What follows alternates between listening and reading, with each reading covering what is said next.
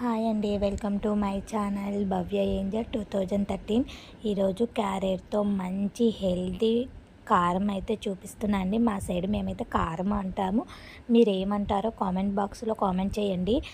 చిన్న పిల్లలు, తినని పిల్లలు కూడా ఇలా చేసి పెట్టారంటే మంచిగా అంటే తింటారండి. వాళ్ళు ఇంకా మళ్ళీ చేపించుకొని 2 ముద్దలు ఎగస్ట్రానే తింటారు తప్ప తక్కువ అస్సలు చూడరు.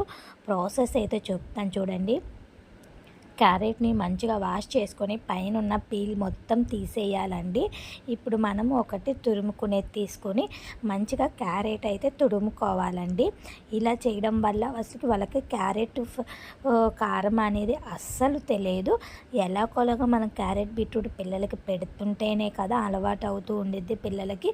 ఇలా చేయడం వల్ల అనేది వాళ్ళకి క్యారెట్ అర్థం కాదు, మంచిగా అంటే తింటారు. ఒక్కసారి చేసి పెట్టండి, వాళ్ళు ఇంకా ప్రతిరోజు లంచ్ బాక్స్లోకి ఇదే చేయమని అయితే అడుగుతారు.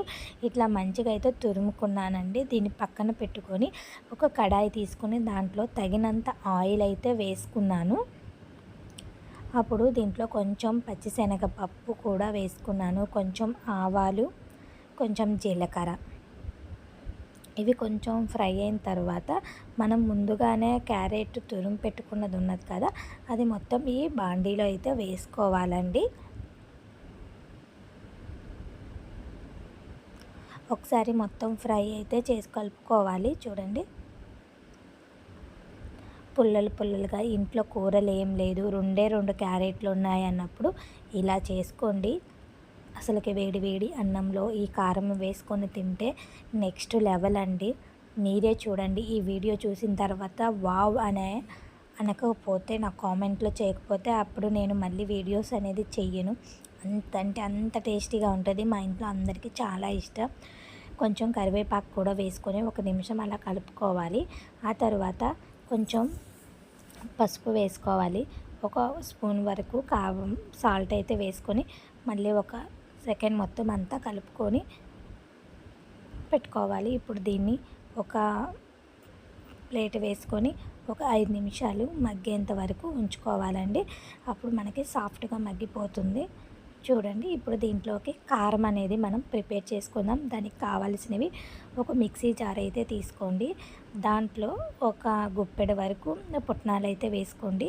ఆ తర్వాత కొబ్బరి చిన్నులపాయలు కూడా వేసుకోండి. తర్వాత ఒక 2 స్పూన్లు మీకు స్పైసీనెస్ తగినంత కారం అయితే యాడ్ చేసుకోండి. కొంచెం సాల్ట్ వేసుకోండి, ఆల్రెడీ మనం కర్రీలో అయితే సాల్ట్ వేసాము. కొంచెం జీలకర్ర, వీటన్నిటిని ఇప్పుడు మంచిగా గ్రైండ్ చేసుకోవాలి. మరి మెత్తగా అయితే చేసుకోకండి, కొంచెం ఇట్లా బరకగా గ్రైండ్ చేసుకోండి. ఇప్పుడు మనం మగ్గింది చూడండి, క్యారెట్ కూడా మంచిగా మనకైతే మగ్గిపోయింది. ఇప్పుడు దీంట్లో మన కారానికి తగినంత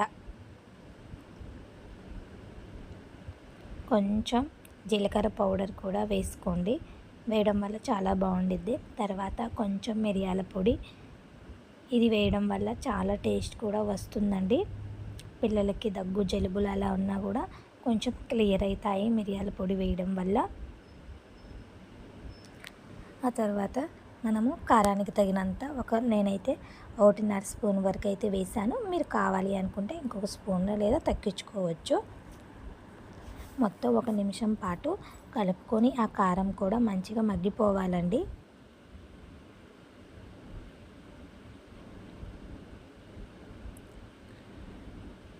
మొత్తం కారం అంతా కర్రీలోకి అయితే కరిగిపోయింది కదా.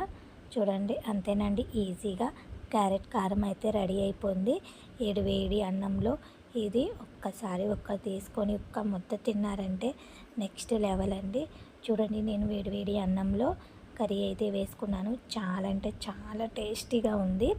అసలుకి నాకు మీకు చెప్తుంటేనే నోరు ఊరిపోతుంది, అంత టేస్టీగా ఉంది. నచ్చితే లైక్ చేయండి. Thank you for watching.